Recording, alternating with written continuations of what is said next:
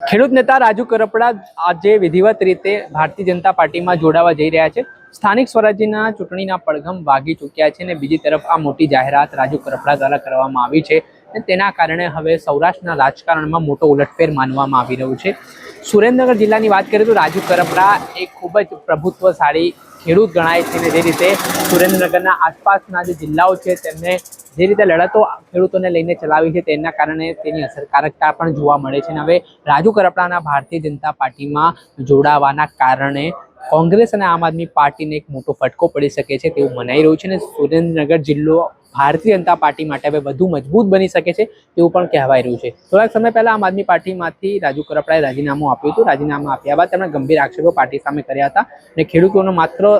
ઉપયોગ જ કરવામાં આવ્યો હોય આમ આદમી પાર્ટી દ્વારા ત્યાં સુધીના આક્ષેપો તેમના દ્વારા કરવામાં આવ્યા હતા। ત્યારબાદ તેમણે બિન રાજકીય આંદોલનની શરૂઆત કરી હતી અને તેમણે પછી જાહેરાત કરવાની વાત કરી હતી કે તેઓ આગામી સમયમાં હવે કોઈ રાજકીય પાર્ટી સાથે જોડાવાના છે। પહેલાથી જ આ રાજકીય વિશ્લેષકો પત્રકારો એવું માની રહ્યા હતા કે રાજુ કરપડા હવે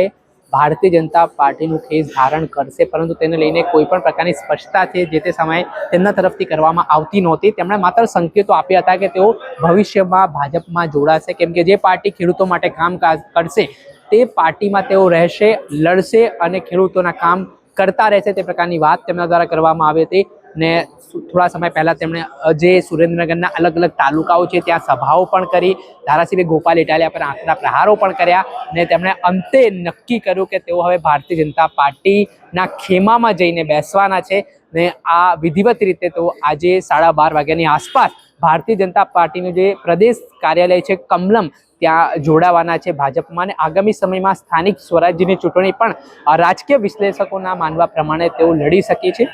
ને સુરેન્દ્રનગરનો ગઢ હવે ભારતીય જનતા પાર્ટી માટે ખૂબ મજબૂત બન્યો હોય તેવું પણ કહેવાય રહ્યું છે, કેમ કે એક દિગ્ગજ નેતાની તેમના પાર્ટીમાં એન્ટ્રી થઈ હોય। ખેડૂતો માટે સતત જે લડત ચલાવતા હતા રાજુ કરપડા તેમની એન્ટ્રી થઈ છે, પરંતુ અહીંયા સવાલો એ છે જે આક્રમકતાથી રાજુ કરપડા સરકાર સામે બોલે છે, ખેડૂતો મુદ્દે લડે છે, શું તે આક્રમકતા તેમની યથાવત રહેશે